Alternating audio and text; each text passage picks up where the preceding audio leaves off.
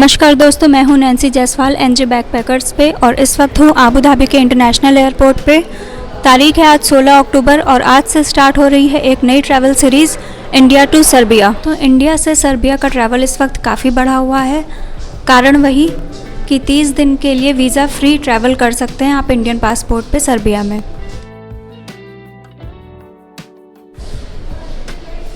लेकिन उतना ही कन्फ्यूजन भी है, rapid test, RT-PCR, transit, immigration, इन सब चीज़ों को लेके। तो इस वीडियो में इन सभी सवालों के मैं जवाब दूंगी कि इंडिया से सर्बिया जाने के लिए क्या क्या डॉक्यूमेंट्स चाहिए, और चूँकि डायरेक्ट फ़्लाइट नहीं है इंडिया टू सर्बिया तो ट्रांजिट के क्या नियम हैं। मैंने अपना ट्रैवल स्टार्ट किया लखनऊ से, ट्रांजिट है मेरा आबू धाबी में और पहुँचना है बेलग्रेड। तो इस वीडियो को 3 पार्ट्स में रखूँगी, Lucknow, Belgrade and the transit city Abu Dhabi. तो सबसे पहले बात करते हैं लखनऊ एयरपोर्ट की। तो लखनऊ एयरपोर्ट में ऐसा था हिसाब किताब कि जो मेन एंट्री गेट है उसके बाहर एक काउंटर बना हुआ था और वहाँ एक लंबी सी लाइन लगी हुई थी।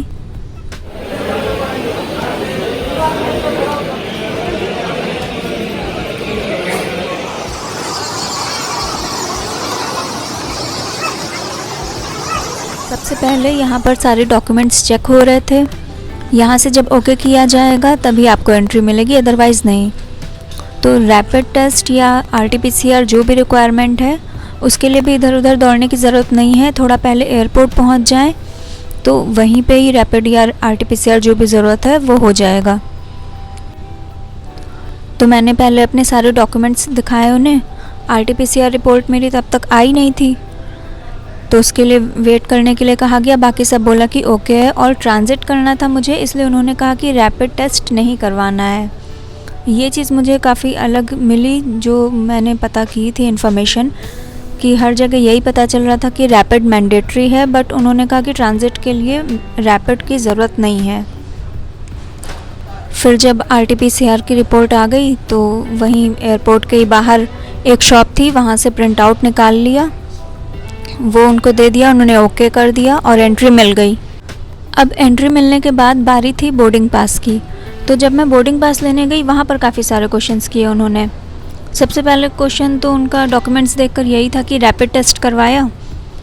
हाँ, आपकी जानकारी के लिए बता दूं कि लखनऊ में रैपिड टेस्ट का चार्ज है 3,500। तो मैंने बोला कि नहीं, UAE में सिर्फ ट्रांजिट है तो रैपिड की ज़रूरत नहीं है। तो पूछे कि आगे कहाँ जाना है, बताया मैंने सर्बिया। तो सर्बिया के टिकट्स दिखाओ, तो वो दिखाया। पूछे कि ट्रांजिट आपका 14 आवर्स का है, 10 आवर्स से ज़्यादा का ट्रांजिट अलाउड है, आपने पता किया है? तो मैंने दिखाया सर डॉक्यूमेंट्स में ट्रांजिट वीज़ा है, इसीलिए 48 घंटे की वैलिडिटी है उसकी। तो बस वो वीज़ा देखे, फिर सर्बिया के टिकट्स देखे। पूछे कि सर्बिया का वीज़ा कहाँ है, तो मैंने बताया वीज़ा फ्री है वो।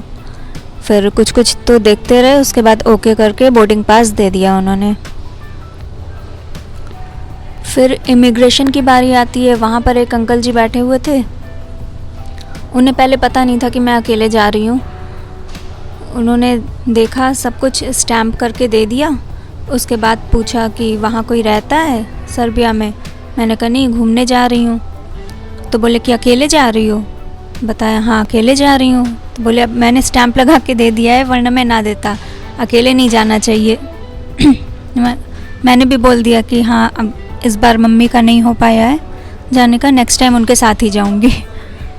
फिर वहाँ भी स्मूथली हो गया। तो ओवरऑल लखनऊ का एक्सपीरियंस अच्छा ही रहा, सब कुछ स्मूथली हो गया।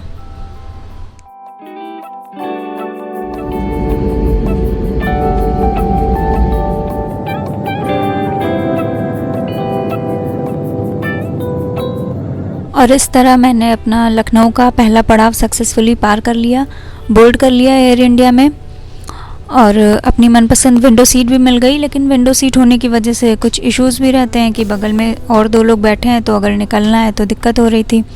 लेकिन ऑफिशियल्स बहुत अच्छे थे, उन्होंने मुझे लास्ट की सीट दे दी जो कि तीनों खाली थी। तो मुझे अगर लेटना भी हो रहा था तो मैं मतलब तीनों सीट्स यूज़ कर पा रही थी आराम से।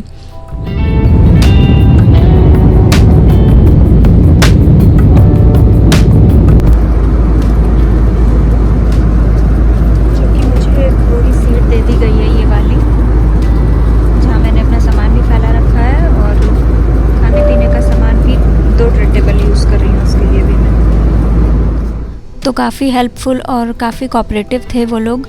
हालांकि ये उनका काम है, स्टिल उन्होंने थोड़ा सा तो आउट ऑफ द वे जाके की मेरी हेल्प, क्योंकि लास्ट सीट इस वक्त शायद अलाउड नहीं है, कोविड के टाइम पे किसी को भी नहीं दी जा रही है। तो बहुत बहुत धन्यवाद उसके लिए।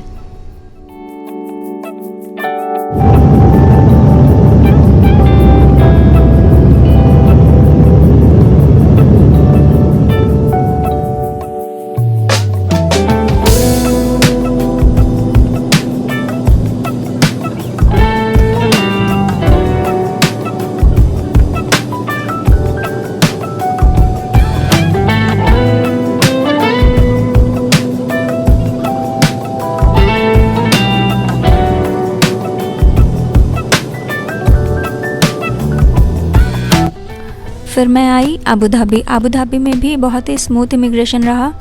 जैसे ही बस से उतरी, वहाँ जो ऑफिशियल खड़े थे उनसे मैंने बता दिया कि मेरा ट्रांजिट है। तो उन्होंने एक जो अलग सी लाइन थी ट्रांजिट पैसेंजर्स के लिए, उधर की साइड ले गए उस वाले काउंटर पे। वहाँ बस 1-2 मिनट में ही इमिग्रेशन हो गया। उन्होंने ऑनवर्ड्स टिकट देख ली और ट्रांजिट वीज़ा देख लिया, बस इमिग्रेशन हो गया वहाँ पे। और उन्हीं ऑफिशियल ने मुझे बता दिया था कि ये इस काउंटर पे आप इमिग्रेशन कराइए, उसके बाद यहाँ पर आगे जाके RT-PCR कराइए, उसके बाद बाहर टैक्सी मिल जाएगी और टर्मिनल 2 से टर्मिनल 1 चले जाइएगा। तो वैसे ही किया मैंने। आफ्टर इमिग्रेशन जैसे ही बाहर निकलते हैं, वहाँ पर RT-PCR हो रहा था।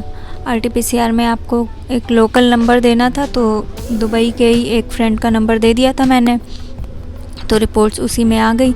उसके बाद उन्होंने बाहर ही कर दिया था ट्रांजिट पैसेंजर्स को भी, क्योंकि कोविड की वजह से शायद इस वक्त एयरपोर्ट में ज़्यादा भीड़ भाड़ नहीं कर रहे हैं, तो बाहर कर दिया था। तो थोड़ा बहुत टहल लिया मैंने।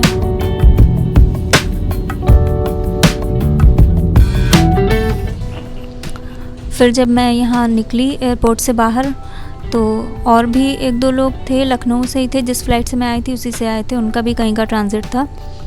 तो अगर आप इस तरह मिलकर शेयर्ड टैक्सी कर लेंगे तो वो आपको कम की भी पड़ेगी और अकेले भी नहीं जाना पड़ेगा। तो थोड़ा बहुत घूम के वापस आ गए एयरपोर्ट।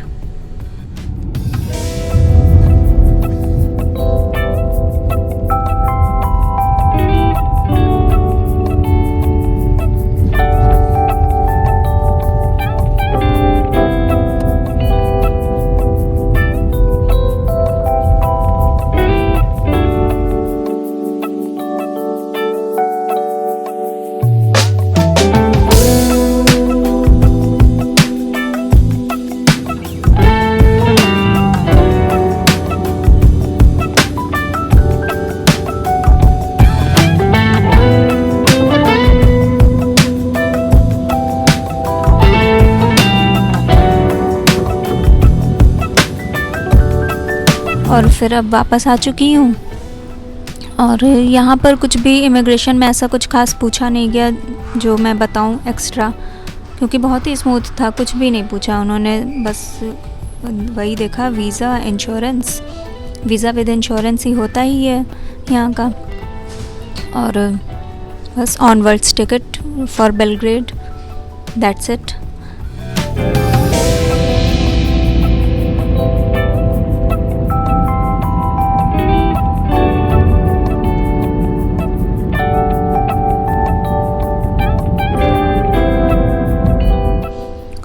अब आगे की कहानी आगे जाकर ही पता चलेगी। अब जा रही हूँ एंट्री करने, देखती हूँ कैसा क्या रहता है यहाँ का। इमिग्रेशन रैपिड तो है नहीं मेरे पास, रैपिड रिपोर्ट्स, पता नहीं उसका कोई इफ़ेक्ट पड़ना है या नहीं पड़ना है, क्या होना है इमिग्रेशन में पता नहीं है।